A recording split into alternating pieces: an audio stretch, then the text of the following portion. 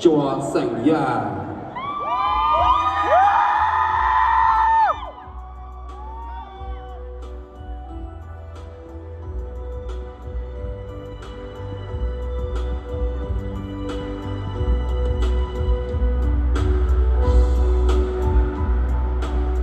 Chùaวันเต้กูยันนงก็เข้าหลุดเนาะกูสนงเทียก็ปนเนาะกูรู้ชวนจงเทียกูเนาะ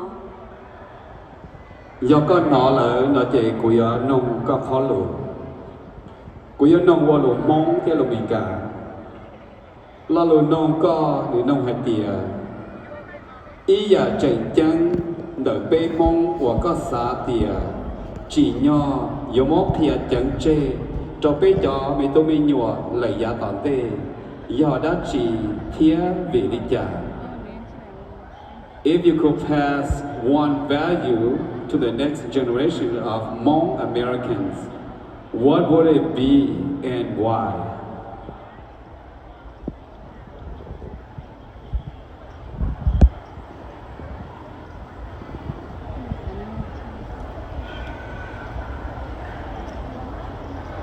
Cú giờ ta nông có đuổi ý rừng xì ý giờ trình chắn đợi bê mông của có xa tìa chỉ nhỏ yếu mốc thì chẳng chê cho bê cho bê tú mì nhỏ lời giá toàn tê do đã chỉ thía vì đi trả.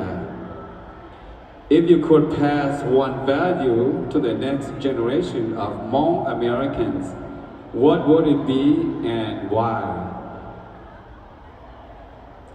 Ô cha tôi có lô lô nông, cứ yo tê có lô lô nông lên đời nọ. Ý ya chỉ kinh, ô cứ sao mỗi cho lò hải thìa, cho bé cho mình nhỏ mông. Nhớ ya hải thìa, bé cho bố cũng nhờ chữ, mỗi xía kia lò bỏ xía tua, lò chờ bé hải nê mông. Lò chờ bé mỗi kế chân rể, bé thiên lý mỗi cho nụ nọ. Lò tao thao cho kế cho nhẹ. Vì hai tìa, lời chỉ nhau sư là do màu. Là tao thuê đâu bé hai tìa, bé luôn nên nhóm đỡ bé áo chạy tề. Do màu, nhóm đỡ bé áo chạy tề.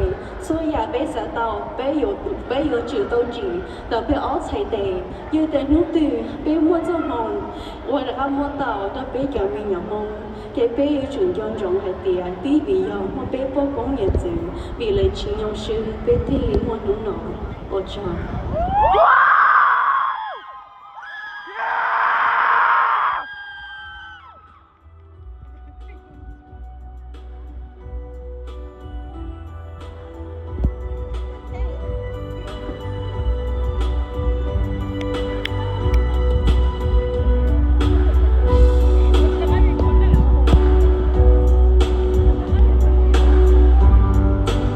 Chùa do biết tuần thầy cho đời rộng trào.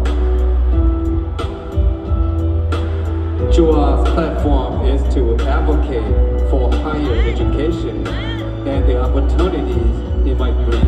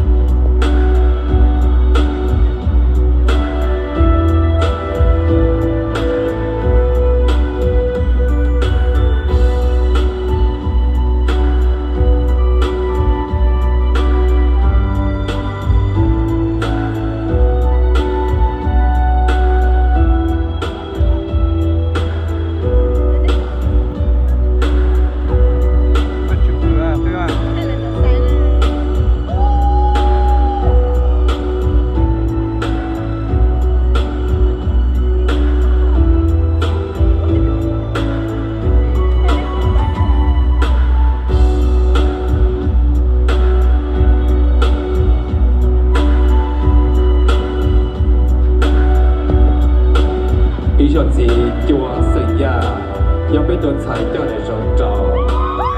Let's go! Is to advocate for the higher education and the opportunities it brings.